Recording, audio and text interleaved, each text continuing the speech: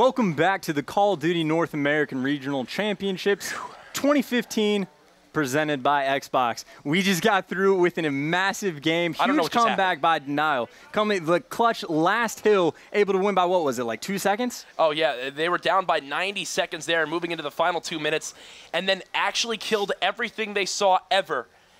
JCap got that 4-piece there. I called it a quad feed when it was happening, but I was just way too hyped.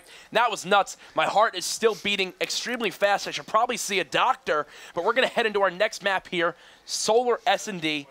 What are your predictions for this map? Well, honestly, the first map I saw as being a bit of a 50-50 split, and it's the same thing with Solar. Both these teams, solid search and destroy team. Generally, you might give the edge to Denial, but this is one of their worst maps, and this is actually one of Rise's best, so it could really go either way.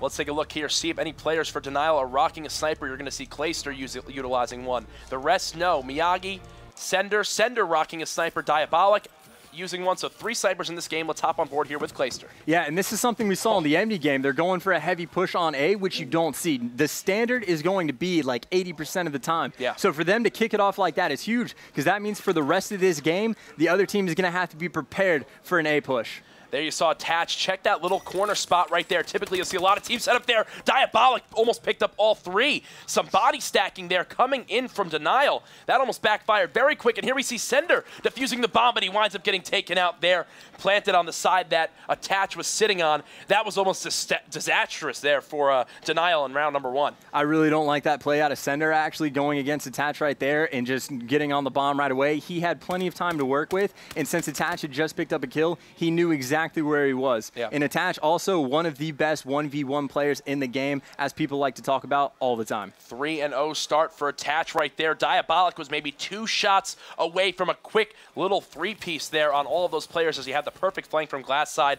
There you saw Attach bump into his teammate there, but let's hop on board here with the bomb carrier. He's going to be top glass wall. It's going to be Sender here with the AK-12. Yeah, we're going to be able to see what they do. It looks like they're kind of repeating what Denial did originally when they're working a bomb site. Not quite as quickly as you can, but one player is actually managed to get all the way in the back of the base for them, and that's going to be 2 down right now. Actually, excuse me, that's going to be the entire round. Yeah, that was basically everyone getting wiped out real quick right there. Attach, unfortunately, not able to win that gunfight here up against Miyagi. He got the first shot. Oh, he didn't even get the first shot on him. Miyagi just knew exactly where he was coming from. He cleans him up there. Attach finally taken out off his 4-0 start. 1-1 here. Yeah, it's really important for them to be able to slow down Attach right there. And Miyagi had a really hot hardpoint game despite the loss. He was playing extremely well, so they're really going to need him to keep that momentum going to win this search and destroy. Looks like here we're going to be seeing that typical B-bomb push here. Replays her hit that first spawn nade in round number 1. Not able to connect here.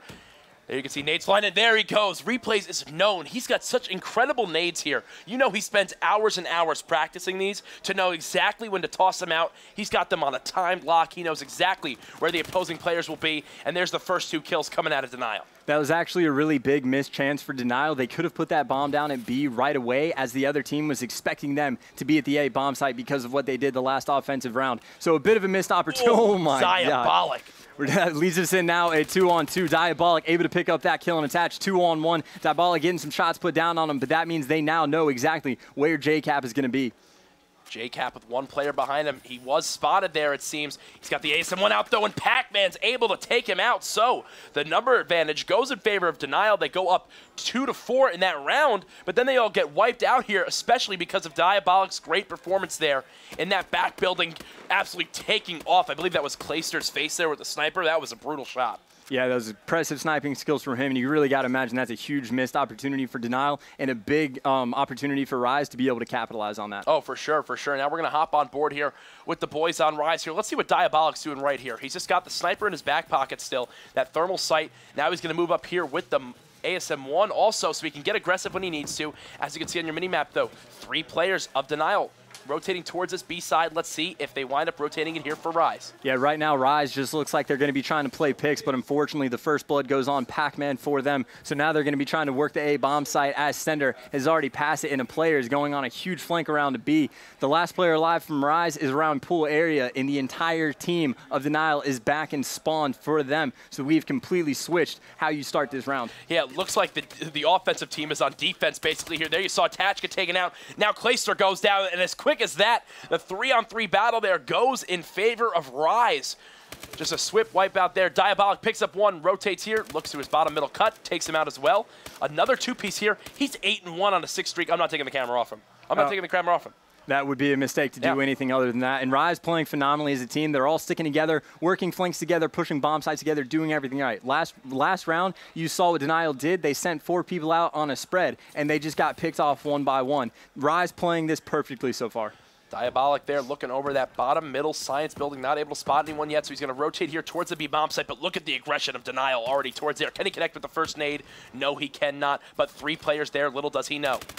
This, again, is what it was set up by what Denial did the first round. That hard push to A has screwed with Rise's mentality of how they're going to be playing defense. So Denial, again, able to work that B-bomb site with these, but they are all going to go down as they are just taking too much time and not trying to put enough pressure. So Clayster is going to be your last one alive. Clay left in a 1v3. He spots one player here. Smart decision-making from Pac-Man to not challenge Clayster there.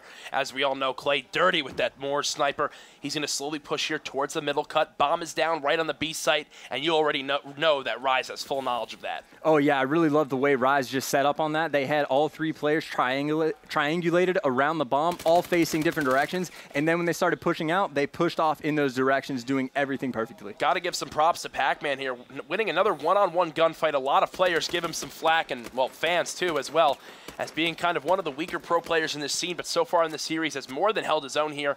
Now 5-3 in this game, but Diabolic still the story here for Rise in game number 2. You know, honestly, I've never heard that. I always heard that Pac-Man was the best player in the game. Really? And so far, I think he's doing all right. Wow. Diabolic having a better game, but still, Pac-Man might be the GOAT. The sarcasm is real here. It's the haircut that's really making the difference. Now, Diabolic here, spotting one player on S2, able to pick him up, replays, missing that snipe there, just showing how hot Diabolic is here in game number 2. Yeah, nothing is going right for Denial right now. Clayster last alive in a 1 versus 3. You got to imagine him sitting at 1-5, not having the best of games, that Rise is going to be able to pull away with this round. Here we see Clay slowly pushing towards this middle cuts area. Going to be getting aggressive here with his battle. He's got 3 players here on this A-bomb site. This is easily going to be a traded kill here. Able to pick a Pac-Man, though, so he is able to keep one. Can he find the second kill here on Diabolic in the middle cuts? Yes, he does. So just like that, Clayster left in a 1-on-1. Miyagi sitting at the bomb. Clayster taking the long route all the way around. Diabolic got way too confident there. He challenged the long-range gunfight with the ASM-1, and you could see the regret in his steps. We're going to come down to this 1-on-1 situation. Are they going to meet each other? He walks right past him. The player's going to notice behind him. Clayster almost gets the turn on. Oh, my God. I almost just knocked the TV screen over behind me because I just fell back in my chair by how close that was. Clay almost gave him the yup-deezy there with the turn on. That would have been nuts. But unfortunately for him, he falls there. That 1v3 would have been a massive momentum swing here. But now 5-1 in favor of Rise.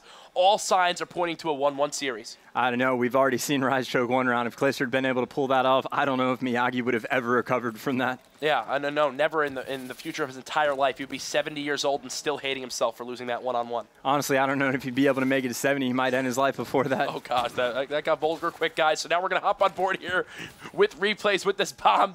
Staying alive here on this pipe side with the sniper. Does he spot the one player below him? No, he does not, as Sender takes him out. That's going to be a 2v3 now as JCap is able to pick up 1 kill on Pac-Man. Love last this position alive here from Clayster. Pushing right through, getting aggressive, keeping his teammate alive. But here's the one player I'm looking out for. That's going to be highlighted on your minimap, Miyagi. Still unknown, his locations to the opposing team. Somehow Sender takes out Clayster. Now JCap in a 1-on-2. We did see JCap earlier on the main stage able to pick up a 1v3. However, it does not work out. We're going to have a 1-1 round count now going into game 3. Rise able to clutch out that search and destroy in a dominant fashion. Yeah, really, all players on Rise finishing positive that game. Just honestly a destruction. Pick them apart, getting the 1v1 gunfights they need to. Every single player excelling in that matchup. So, guys, I feel like the series could go game 5, honestly. Oh, I'm really pulling for a game 5. We have not seen that yet on the main stage, but over here on Bravo, where we actually like to have some fun, we're getting some good games in, and right now, we're having a very competitive match between 2 of the best teams in the game. Well, guys, thank you so much for joining us here on this Bravo stream. When we come back from this quick commercial break, game number 3 between Rise and Denial. Stay tuned.